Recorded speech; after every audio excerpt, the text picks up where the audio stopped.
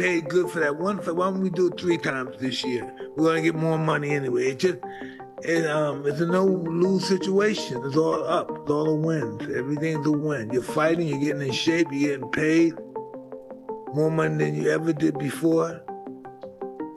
For a Floyd Mayweather that is clearly going broke, this is the truth. There is no speculation, but I told you guys, Floyd owes a lot of people a lot of money, and he don't have it. Logan Paul also discussed this, and this is probably the best screenshot I could have gotten on this video. My God, his ramen noodle hair is flying in the wind, and there's no wind in that place. But Logan dropped some knowledge that Floyd is still scamming him for their 2021 fight. Floyd Mayweather Jr. built an empire on the back of his fists. 50 fights, 0 losses, and somewhere north of $1.2 billion in career earnings. From Floyd, so they will want to see the fight. They want to see Floyd get beat. But are they going to fight? I know they're going back and forth. Yeah, I don't think they would matter. If he wants to make some money, Floyd want to make some money.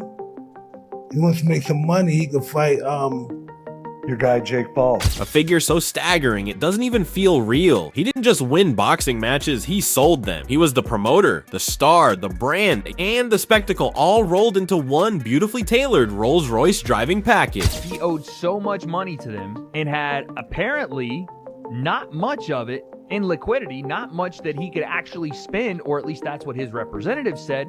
His representatives wrote back to the IRS, it's a true story, you guys can look it up, that he could not make the payment. He couldn't do it. He didn't have $22 million liquid in cash for a guy that had made, up until that point, let's just say $900 million, because he made $300 million fighting Conor. He didn't have $22 million sitting around in a bank for all that cash he's flexing, for all those cars, for all the places. And again, I'm not saying that multi-millionaires and billionaires have $1 billion liquid, but you couldn't have found 22 mil. So his representative said, wait, we're going to have this fight and then he'll pay you after. He threw money around like it was confetti at a parade, and the world watched in absolute awe. Private jets, plural. Watches that cost more than most people's houses, obviously. A literal briefcase full of cash just to flex on Instagram? You already know. Floyd Mayweather wasn't just a boxer. He's made in his career, which he's probably made as much, if not more money than any boxer ever. Like, there's all these lawsuits. Like, he hasn't been paying things, and he owes money on this and owes money on that. And it's like, and then he's got to come out of retirement. Yeah, that's tough. Yeah. That's tough. I think it's just the lifestyle that Floyd lived. Yes. I think he can't fathom to just live a modest lifestyle. It's like he gotta be lavish. Right. He's got to have those videos where it shows you all the watches, where he opens the case up, you know. All the money. He gotta show that he got $1 million in his backpack. And, you know, he got the latest watch and the latest car, and look what I just bought. And when you get into latest watches and latest cars, you get into that like, boy, that money goes quick. Yeah. Bugattis are like $3 million. There's watches that are $3-5 million. He was a walking, talking monument to excess, and frankly, we loved every second of it. But here's where the story gets deliciously complicated, because the same man who built a $1 billion legacy may now be scrambling behind the velvet curtain to keep the lights on. And the receipts? Oh, honey, the receipts are absolutely wild. Number one is, if Floyd ain't talking about it, and Floyd ain't promoting it, then it's just talk.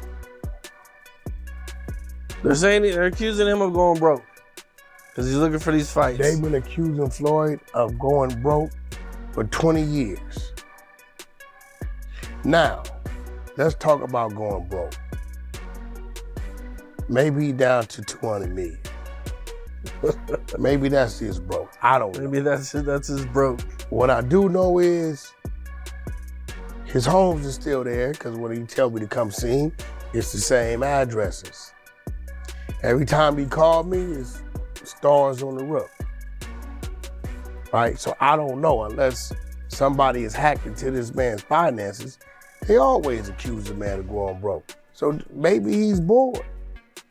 Mainly 50. Maybe he's bored. In 2026, Floyd Mayweather reportedly filed a jaw-dropping $340 million lawsuit against Showtime. And if that number doesn't make you choke on your coffee, nothing will. We're talking about a man who has supposedly earned over $1 billion in his lifetime, now dragging a major television network to court over what he claims he's owed. This isn't a small dispute. This isn't a rounding error on a contract. This is a 9-figure legal battle that tells you everything you need to know about the current state of Floyd's financial situation. It's a natural evolution. Netflix started as a concept that used everyone else's content, and then started to commission their own content. They started to make their own films. You know, The Irishman was a film made for Netflix with Robert De Niro and Joe Pesci, and they started to build out their own content. They're now a business that has huge reach, huge opportunity, and sports is a massive passion center. It's a massive driver. Why would you not have versions of sport? They've dipped their toes in with Drive to Survive and all the other different shows that have ultimately been in the past, whether it was them that did Drive to Survive, I can't remember. But so, and I'm surprised, and I wouldn't be surprised if we see Amazon come and play more regularly in this. And what it is, and what it should be, is good for the sports in terms of the economics that bring to the sports. The more eyes that are on the prize, the wider the net, the bigger the interest levels come. Because here's the thing, men who are genuinely comfortable, genuinely sitting on mountains of cash, don't typically file lawsuits for hundreds of millions of dollars out of casual curiosity. They do it because they need that money. They do it because something in the machinery has gone very, very wrong, and the cracks are starting to show in the most spectacular fashion possible. Because apparently when you're Floyd Mayweather and you've earned over $1 billion, you still somehow manage to not fully pay the guy you just fought in an exhibition match that the whole world was watching. Logan Paul has reportedly claimed that he has not been fully paid for his 2021 fight against Mayweather. Athletic money being blown is a bit of a cliche.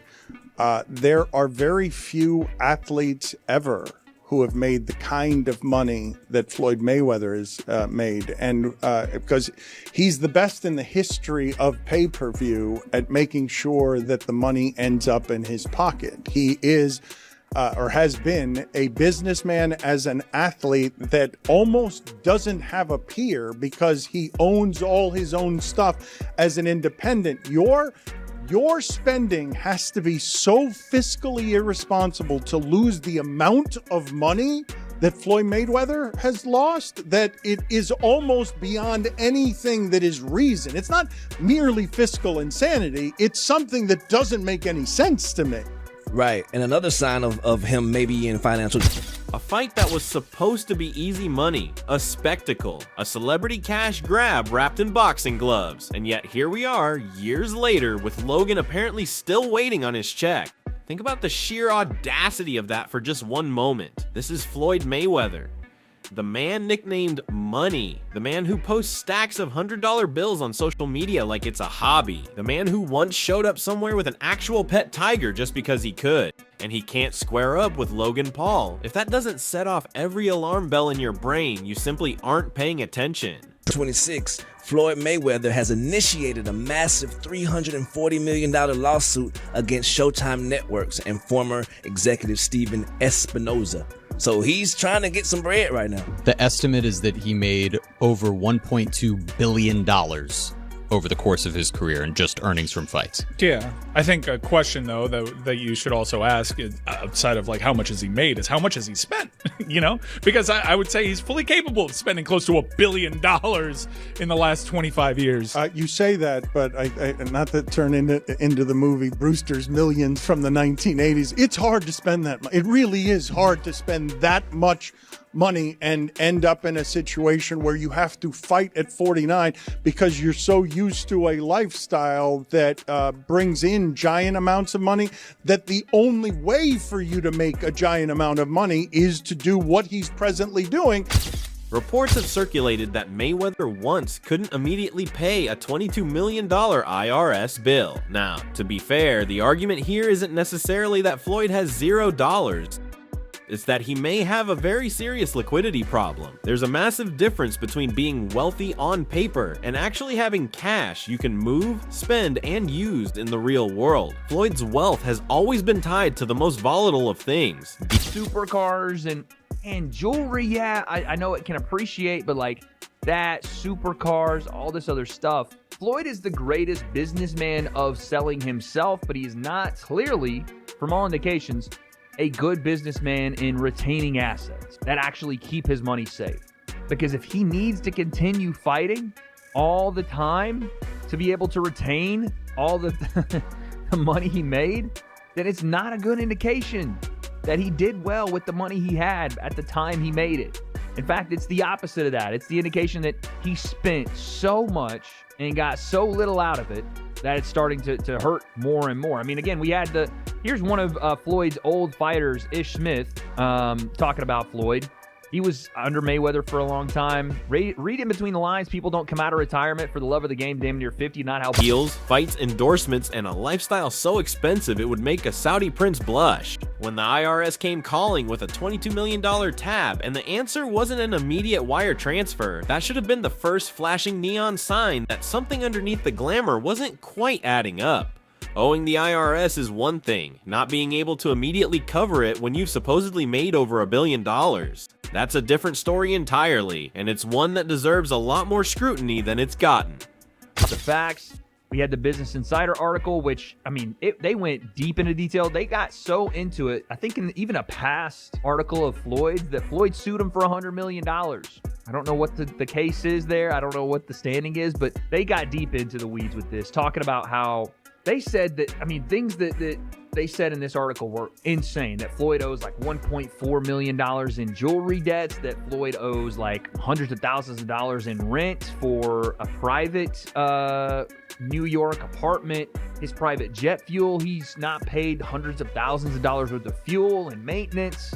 He put up one of his jets that I think he even sold, but one of his jets and I want to say one of his properties, like one of his homes, up as collateral for a $54 million loan from an individual, from a billionaire that had a 9% interest on the loan. Rogan and others in the media space have pointed directly at Floyd's catastrophically extravagant lifestyle as the engine of his financial undoing. And honestly, it's hard to argue with the math. But when you are consistently spending money at a rate that would make most Fortune 500 companies nervous.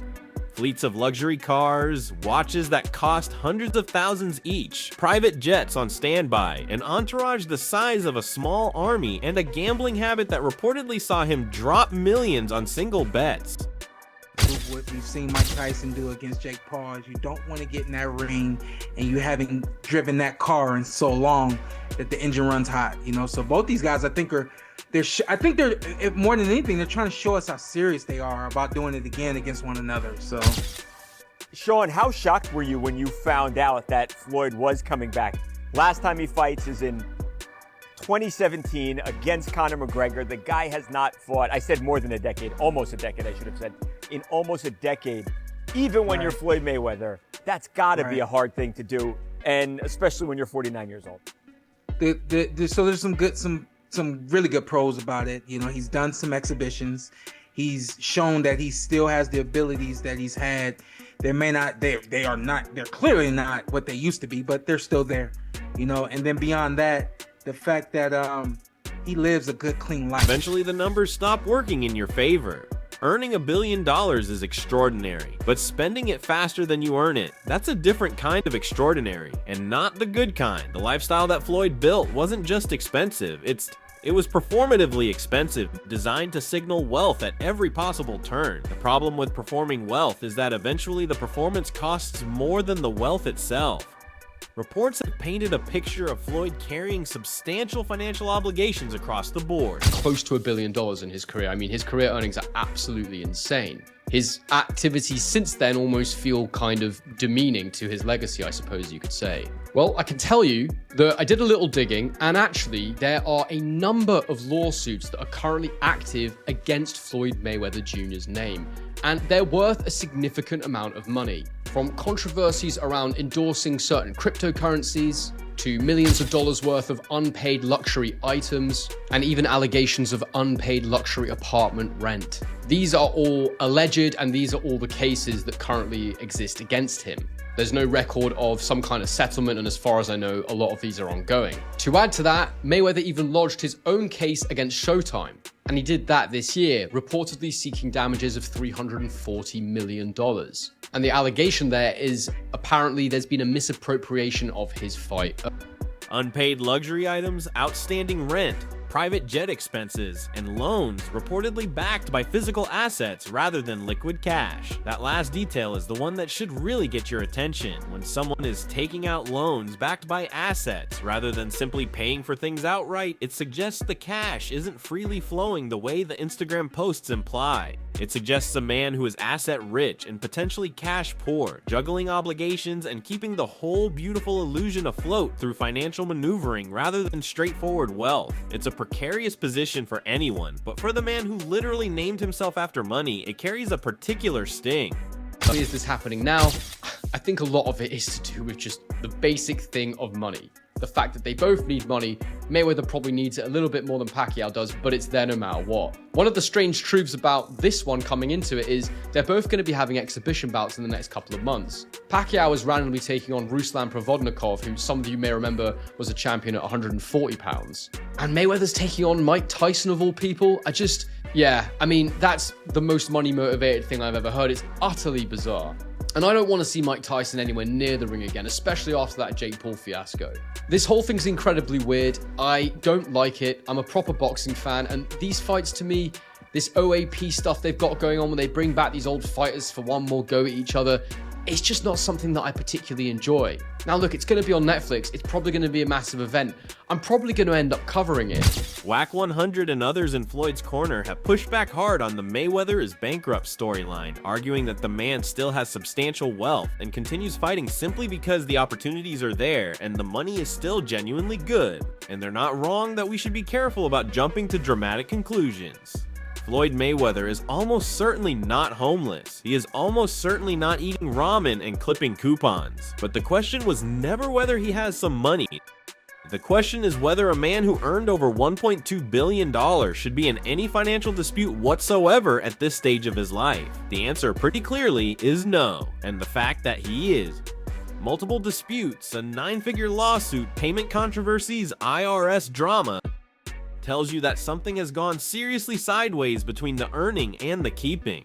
Story of extraordinary talent meeting extraordinary earnings, meeting extraordinarily poor financial discipline, and the spectacular slow-motion collision that follows. It's the story of a man who mastered every single aspect of boxing, but may have never quite mastered the one thing his nickname promised he had figured out. Because money, it turns out, is not just about making it, it's about keeping it, growing it, protecting it, and knowing when to stop throwing it off the balcony just to watch it fall. Floyd Mayweather earned his billion. He earned every penny of it through blood and strategy and decades of unmatched dedication.